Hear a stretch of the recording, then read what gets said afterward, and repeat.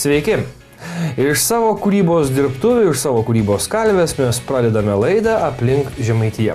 Tai dar vienas įdomus pasakojimas, kuris yra parengtas važinėjant čia, po Žemaitijos miestelius, miestus, kaimus, vienkiemius, tam, kad supažindintume jūs su įdomiais čia šioje vietovėje gyvenančiais žmonėmis.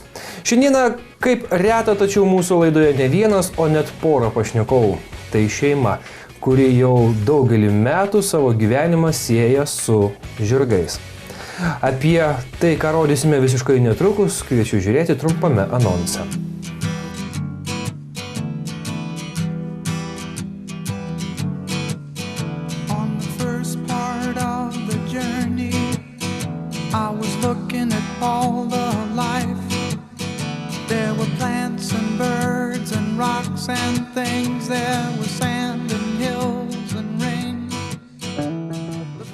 Arkliui, jeigu neramus arklys ar tai žirgas, yra, pavyzdžiui, priekinės lūpos suktukai, susuka, kad jis įsitempia, žiūri, laukia ir nieko jam daryk, ką nori. Mes nusipirkom patį pirmą topolį, įsigijom, pabandžiau panaudoti fiksavimo būdą lūpos susukimą ir gavau į akį.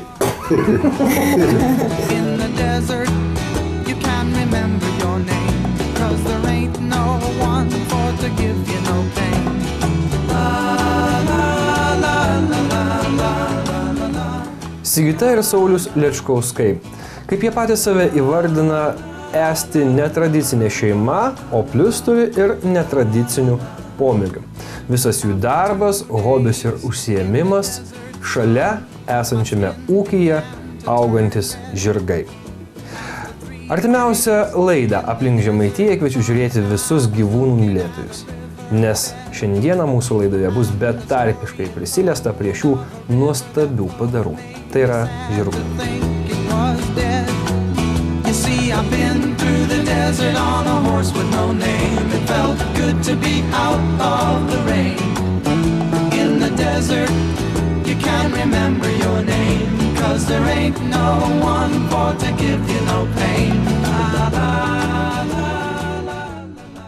Šioje laidoje mes norime jūs supažindinti su dviejais dalykais – su žirgais ir su Sigitos bei Sauliaus Lečkauskų šeima. Kaip pati Sigita įvardina, netradicinė, nes tarp pastarųjų sutuoktinių didžiulis metų skirtumas. Tačiau tarp meilės juk ribų nėra. O jų santuoka skaičiuoja šiek tiek daugiau nei 10 metų. Lygiai tiek pat, kiek ir pastarieji glaudžiasi šioje sodyboje, esančioje kelyje Mažeikiai Telšiai, likus vos keliems kilometrams iki Žemaitijos sostinės. Kaip šeimininkai save įvardina, jie tiesiog ūkininkai, tačiau ūkis labai jau netradicinis. Augina pastarieji žirgus. Joti patys mokinasi, karts kitus pamokina, laukia jau pasak jų 3 sezono, kuomet ant savo gražuolių žirgų vėliai galės mėgautis jojimo malonumais. Grinai ūkininkas buvau. Ir kiaulių auginom, ir galvijų auginom, kiaulių nemažai. Grinai ūkininko sodyba buvo. Dirbau ūkininku. Dabar? Dabar. Ūkininkauju. Laisvalaikį ūkininkauju. Žmona užsiema, ūkį tvarko. Aš dirbau Paukštynė. Plungiai. Kaušėnų Paukštynas yra toks. Važinėjau į Plungę. Tuo tarpu Sigutės istorija kiek kitokia. Pastarąjį su Sauliumi jau nebe pirmoji santuoka. Sigutė palaidojo savo pirmą vyrą ir į Telšių rajoną atvyko iš Šiaulių, Gružių gyvenvietės. Ten kažkuomet buvo ir pedagogijos darbas ir gyvenamas būstas, tačiau visgi pastarąją patraukė naujasis gyvenimas. Tada buvo nuspręsta nusipirkti pirmąjį savo žirgą, arkliuką Žemaituką. Vardas pastarojo Topolis. Tai buvo pirmas arklys, ant kurio užlipo ir pats Saulius. Pusantrų metų veržiliukas jis negali būti, jis nejojamas arklys, ant jo balną uždėjo, sakykim, pirmą kartą aš į balną atsisėdau ant šito Žemaituko. Balne nebuvau sėdėjęs iš vis. Tai jeigu nesisėdėjęs balne galvoti apie kažkokį ten žirgyną, kažkaip nelabai logiškai turbūt. Tai kaip tas pirmas jausmas balne? Kaip tas nuotykis, kaip tos stuburo traumos dabar? Na tai, kad neturėjom stuburo traumų. Tik žemė kieta. Galima pasakyti. Papuolė tuo momentu. Nu, kai pažįsti arklį, savo užsiauginį, kaip pasakyti, žinai jo išdaigas, nu tai nėra kažkoks tai labai didelis netikėtumas.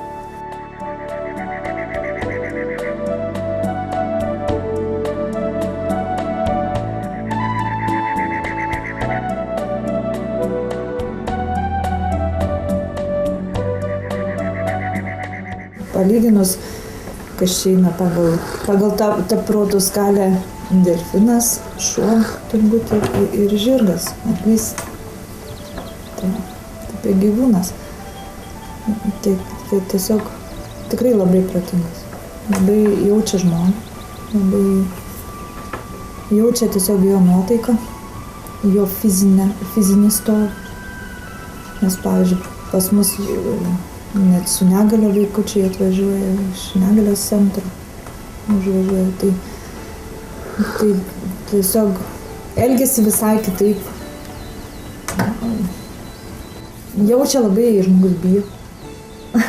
Jaučia adrenaliną skleidžiamą. Taip, yra taškai delno centras, reiškia, pas žmogų mes nejaučiam, bet tiesiog kaip nežymus prakaitas įsiskiria tas adrenalinas baimės jaudulio. Ir arkliai turi be galo jautrią uoslę. Ir vien dėka tos uoslės jie ir pajaučia, kad čia, bijai. Dabar Sigita ir Saulius turi 8 savo nuosavus žirgus. Nors šalia įrengtose arklidėse pastarųjų net 10. Vienas, kaip prasitarė šeimininkai, privatus žirgas, kur savininkas tiesiog paprašė priimti po vienu stogu ir jį prižiūrėti. Kita kaimynų darbinė kumelaitė. O kuom skiriasi darbinis arklys nuo žirgo?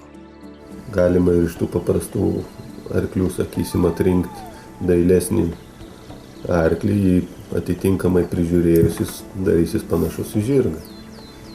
Tai palaukit, arklys ir žirgas tai yra 2 skirtingi organizmai? Ne organizmai, yra, kaip arklys jau yra darbinis, sako, jeigu jau ten kokį nors darbinukas. O jeigu jau jis atitinkamai atrodo, tai jau yra žirgas.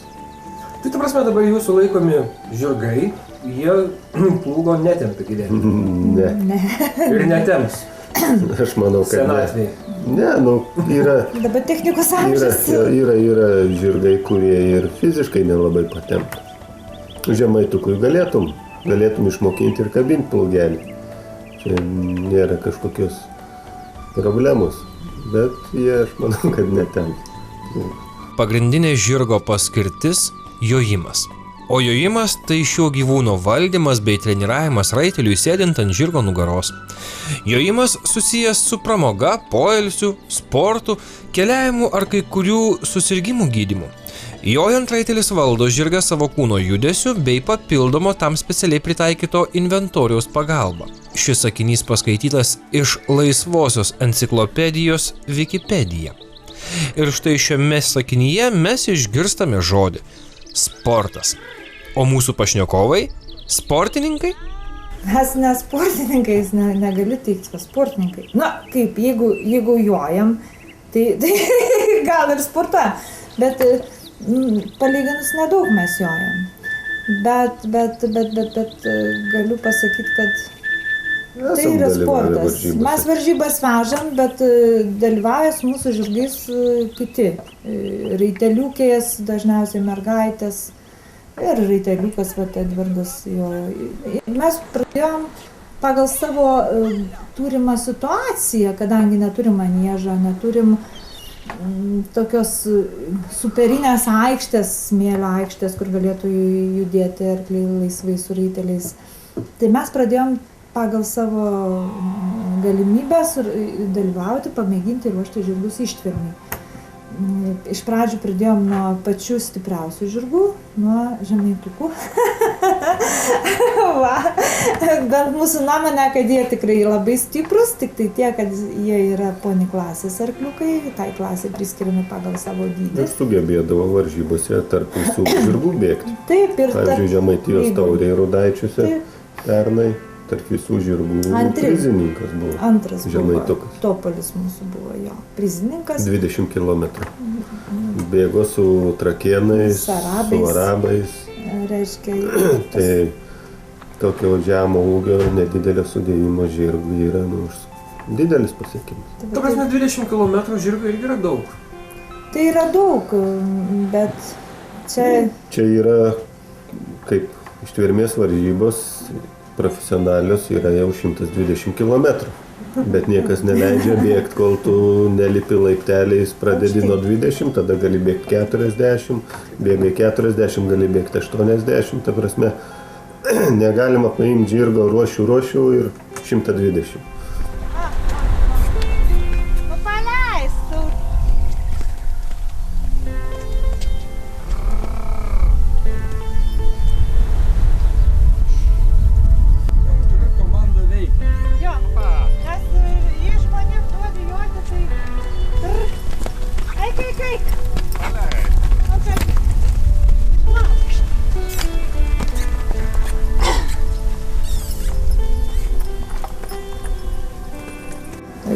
Bent yra tokia idėja graži žygį pakartoti Vytauto iki Juodosios jūros su žemaitukais.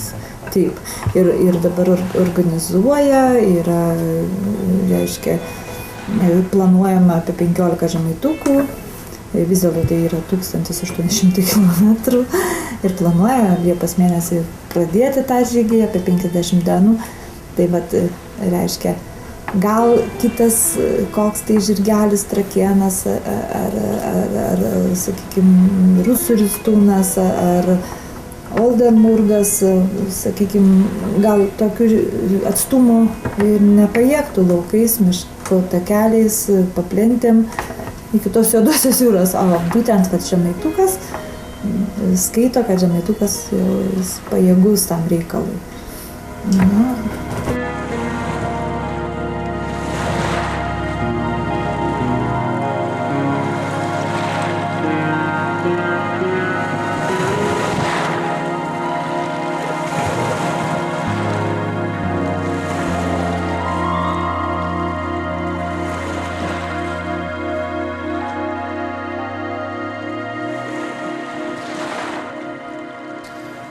Visiškai netrukus mūsų eteryje žiupsnelis reklamos. Tačiau jeigu turėsite kantrybės ir po jos sugrįšite, antroje laidos dalyje mes taip pat turėsime įdomų pašnekesį. Primename, jog mūsų laidoje žirgų augintojai Saulius ir Sigita Lečkauskai.